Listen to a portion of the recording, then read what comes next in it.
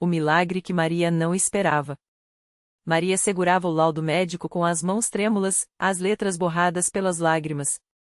Glioblastoma multiforme, estágio 4. Expectativa de vida, 6 a 12 meses. O médico havia falado com voz baixa, como se o peso das palavras fosse demais até para ele. Seu marido, Carlos, abraçou-a em silêncio, mas ela sentiu o corpo dele tremer. Como diria isso aos filhos? Lucas, com apenas 10 anos, e Ana, de 7, ainda acreditavam que mamãe só estava um pouco doente. As noites se tornaram longas. Maria acordava com dores de cabeça que pareciam rasgar seu cérebro. Os remédios ajudavam pouco, e a quimioterapia a deixava tão fraca que mal conseguia levantar da cama. Certa manhã, enquanto Carlos a ajudava a sentar na cadeira da cozinha, ela olhou pela janela e viu a vizinha, Dona Jandira, passar com sua Bíblia debaixo do braço. Vestida com um vestido simples e um lenço na cabeça, como sempre, Dona Jandira parou ao ver Maria na janela. Bom dia, minha filha. Como está se sentindo hoje? Perguntou, com aquele sorriso tranquilo que só quem tem paz no coração consegue ter. Não muito bem, Dona Jandira, Maria suspirou. As dores estão piores. A vizinha aproximou-se, colocou a mão enrugada sobre a de Maria e disse baixinho. Minha filha, eu oro por você todos os dias. Sabe que na nossa igreja, a congregação cristã, temos visto Deus fazer coisas maravilhosas. Por que você não vem conosco no próximo culto? Só para ouvir, se quiser. Maria hesitou.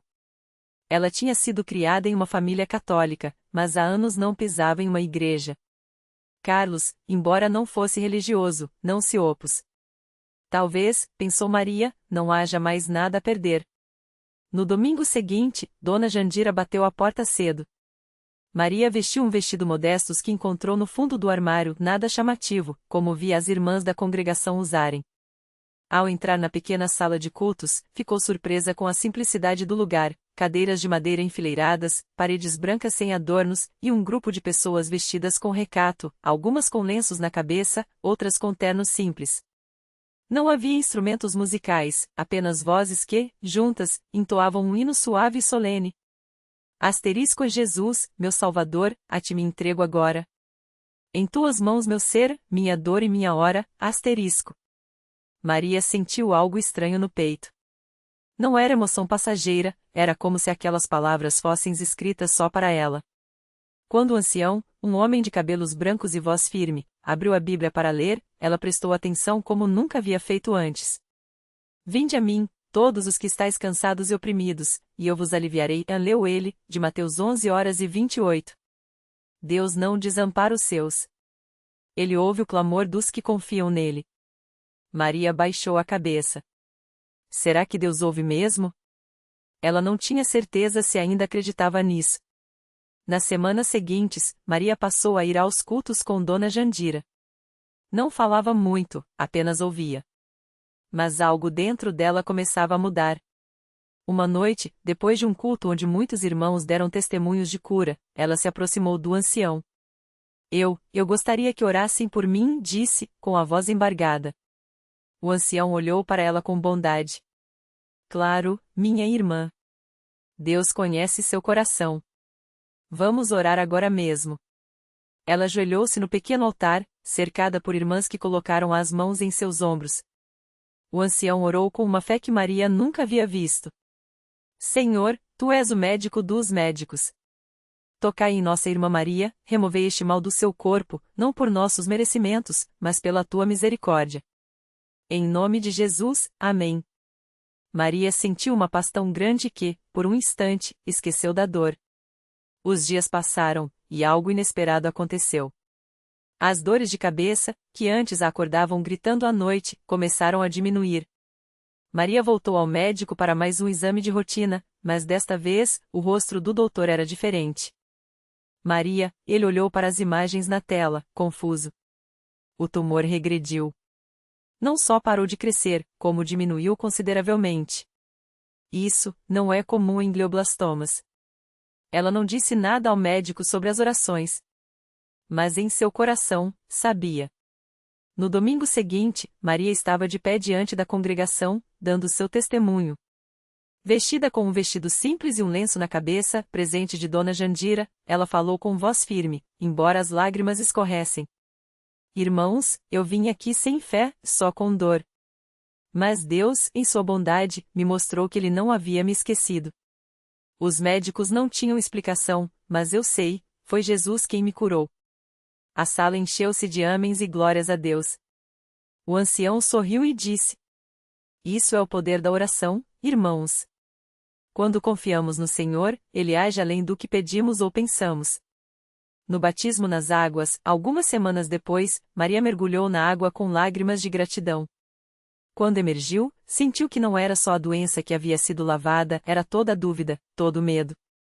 Carlos, que agora a acompanhava aos cultos, segurou sua mão enquanto ela recebia a Santa Ceia pela primeira vez, o pão e o vinho, símbolos do sacrifício que lhe havia dado uma segunda chance. Hoje, Maria serve na congregação cristã no Brasil, ajuda a cuidar das crianças nas escolas bíblicas, visita irmãos doentes e, acima de tudo, testemunha: Deus não mudou. Ele ainda ouve, ainda cura, ainda salva. E a lição que ela aprendeu? A fé não é a ausência de medo, mas a certeza de que, mesmo no escuro, Deus está segurando nossa mão. Às vezes, Ele não tira o problema imediatamente, mas nos dá força para passar por ele. E outras vezes, Ele faz o impossível. Porque para Deus, não há glioblastoma, nem doença, nem desespero que não possa ser transformado em milagre. Basta confiar. Maria nunca imaginou que sua história de fé iria tocar tantos corações. Mas foi exatamente o que aconteceu.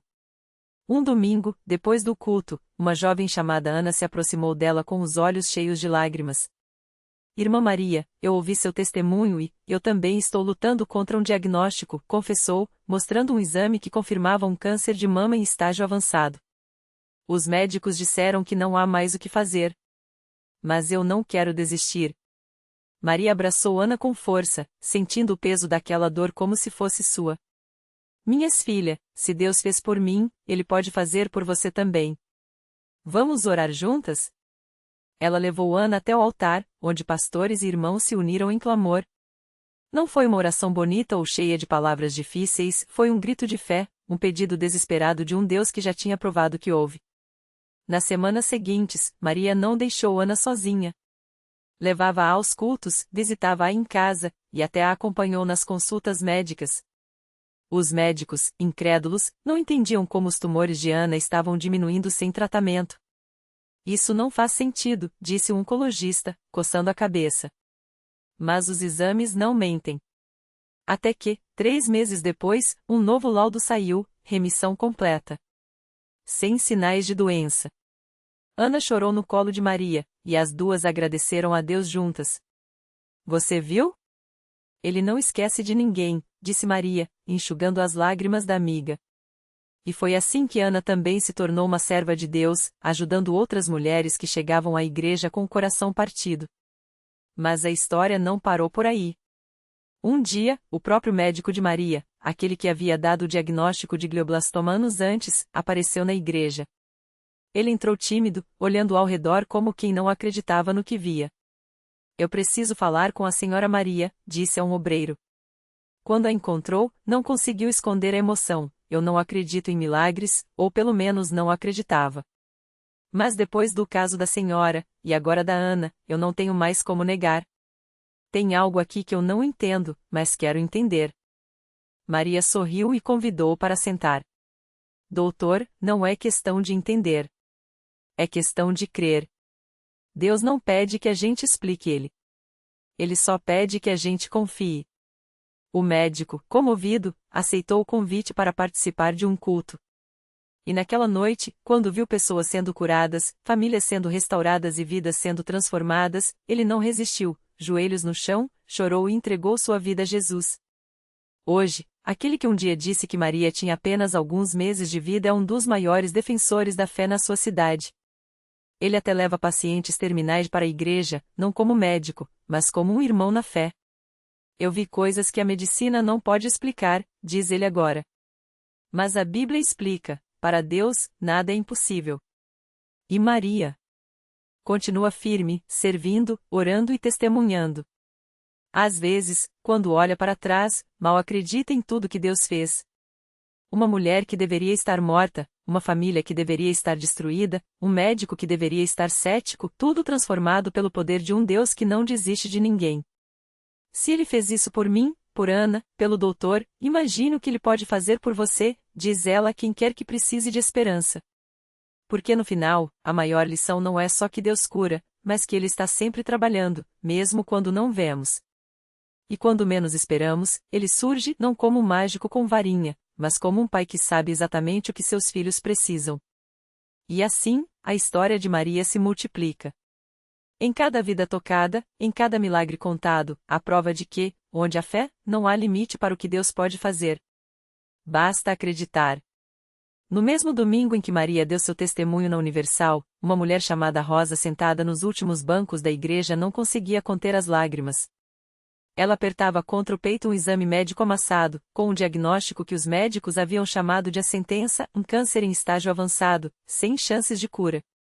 Os médicos deram a ela no máximo 6 meses de vida. Rosa tinha 2 filhos pequenos e um marido que, desesperado, já estava pensando em como criá-los sozinho.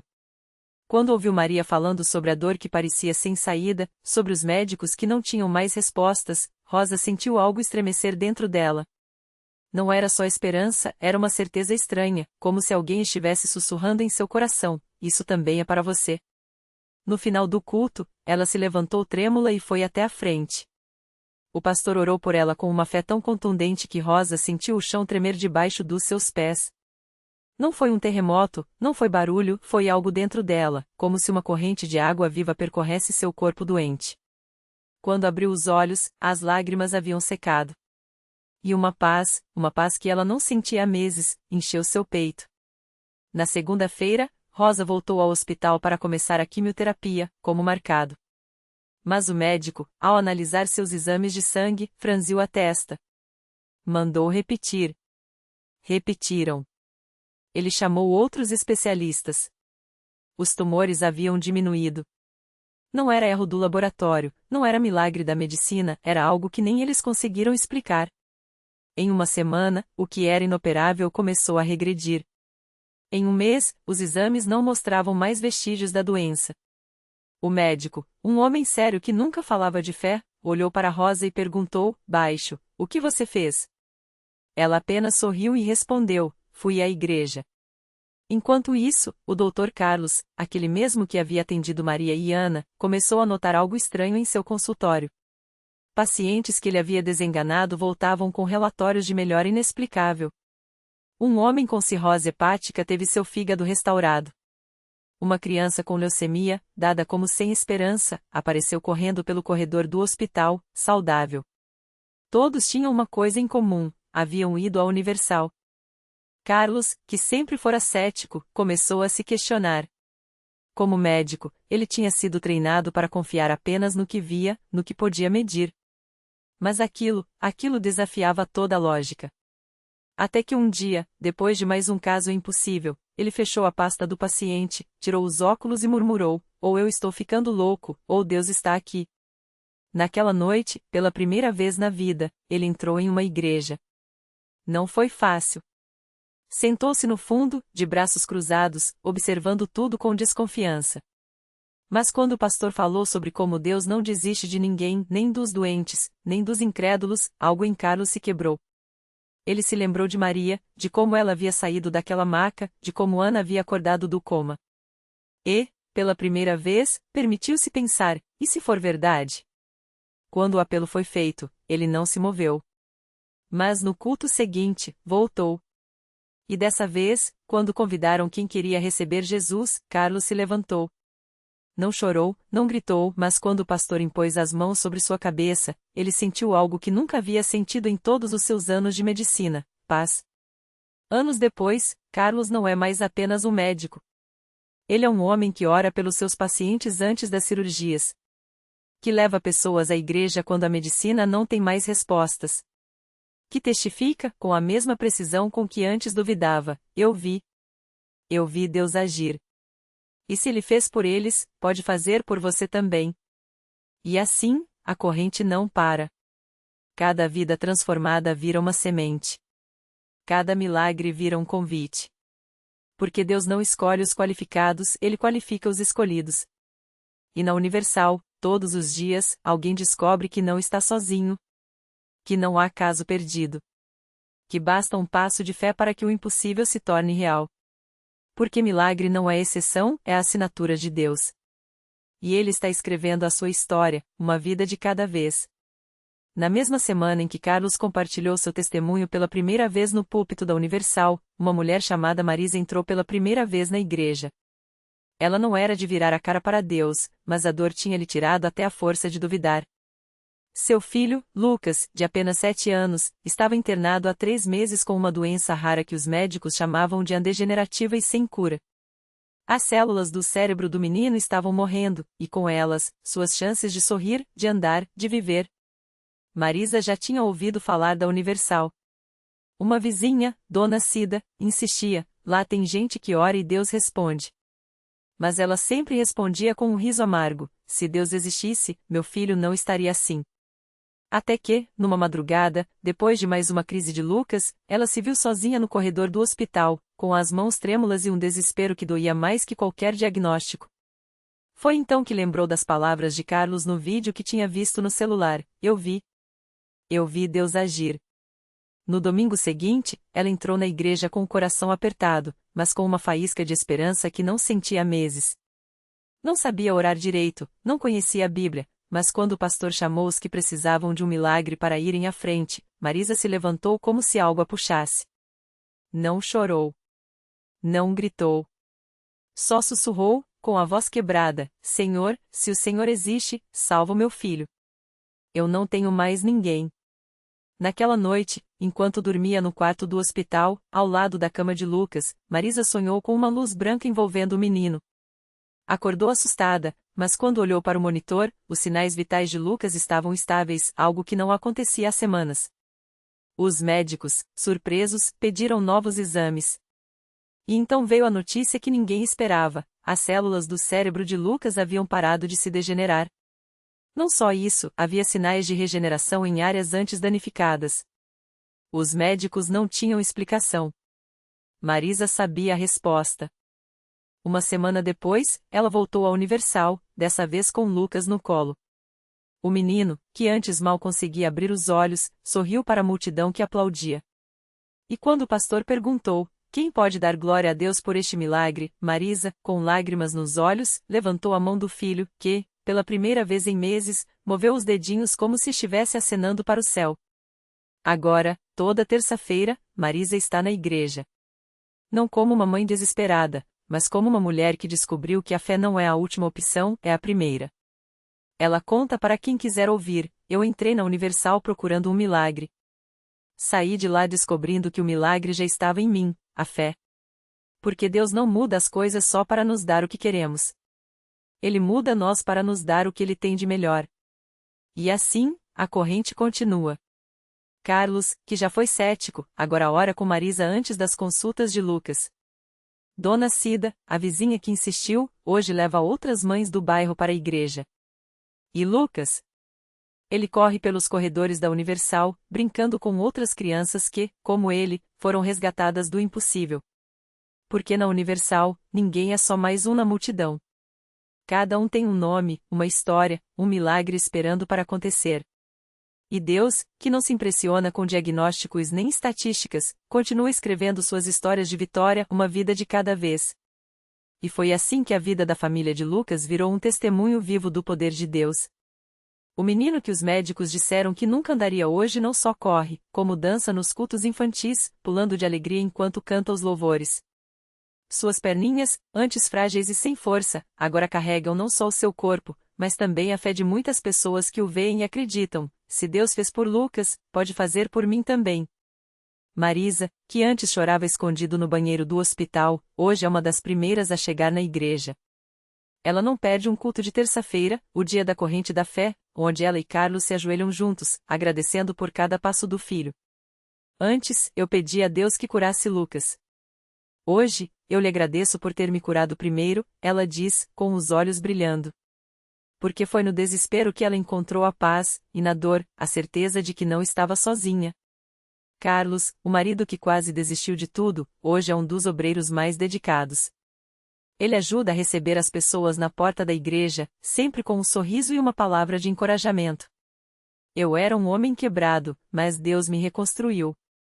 Se Ele pode mudar a minha vida, pode mudar a de qualquer um, repete, enquanto aperta a mão de quem chega pela primeira vez, como se dissesse, você também vai ver o milagre acontecer aqui. E Dona Cida? Ah, Dona Cida é uma verdadeira missionária do bairro. Toda semana, ela visita as casas, leva um café, um pão, e o convite mais importante, venha conhecer Jesus na Universal. Lá, o impossível vira possível. Muitas já foram por causa dela, e muitas já voltaram com um sorriso no rosto e uma história para contar. Mas a história não para por aí. Porque o milagre de Lucas foi só o começo de uma corrente que não se rompe. Tem a história da senhora Ana, que chegou arrastando uma mala cheia de remédios e saiu deixando tudo no altar, porque Jesus a curou de uma doença que os médicos não sabiam nem nomear. Tem o jovem Rafael, que estava viciado em drogas e hoje é pastor, levando esperança para outros que ainda estão nas ruas. Tem a criança que nasceu com um problema no coração e, depois da oração, os exames saíram normais, deixando os médicos sem explicação. E assim, a Universal continua sendo um lugar onde as lágrimas de dor se transformam em lágrimas de gratidão. Onde as cadeiras de rodas são deixadas de lado, os laudos médicos são rasgados, e os corações partidos são restaurados. Porque Deus não faz acepção de pessoas. Não importa se você é rico ou pobre, se tem estudo ou não, se já tentou tudo ou se está chegando agora. O que importa é a fé, mesmo que seja do tamanho de uma semente de mostarda. E é por isso que, toda semana, novas pessoas entram naquela porta, muitas vezes com o último fio de esperança. Mas saem de lá com algo muito maior, a certeza de que Deus ouve, Deus vê, e Deus age. Porque na Universal, não se fala de milagres como algo do passado. Fala-se deles no presente, no aqui e agora, porque todo dia tem alguém recebendo uma bênção que só pode vir do céu. E a história continua, porque Deus ainda não terminou de escrever as suas vitórias. E a próxima pode ser a sua. E então, no meio daqueles que buscavam, estava ela, Maria. Carregava nos braços o filho de 5 anos, Lucas, cujo corpo frágil lutava contra uma doença que os médicos chamavam de sem cura. Os laudos, empilhados em uma pasta surrada, diziam que era questão de semanas.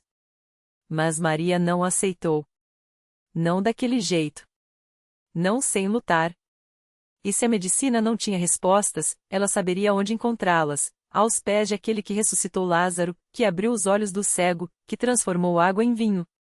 Naquela noite, enquanto as mãos do pastor se erguiam em oração e os corações ao redor clamavam em uníssono, algo mudou. Não foi um raio, nem um trovão, foi um suspiro.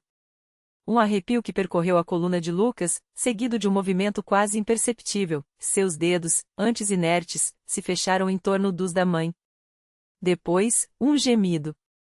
Um piscar de olhos. E então, a voz rouca, quase um sussurro: Mãe, tenho fome. O silêncio na igreja foi quebrado por um choro coletivo. Médicos foram chamados. Exames refutos. E o que antes era impossível virou testemunho: as células doentes, inexplicavelmente, haviam começado a se regenerar.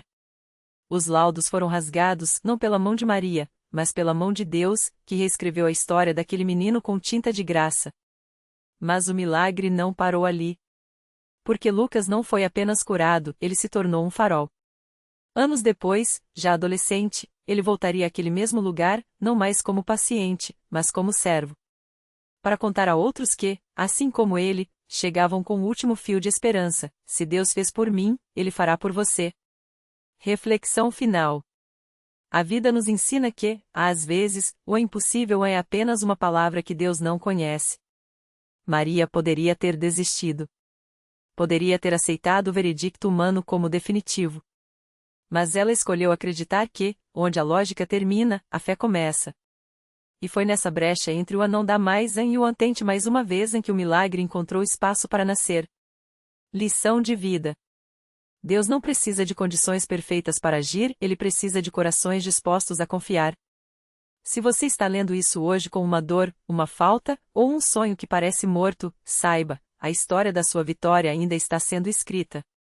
E o autor não erra uma vírgula. A próxima página pode ser a sua. Basta crer.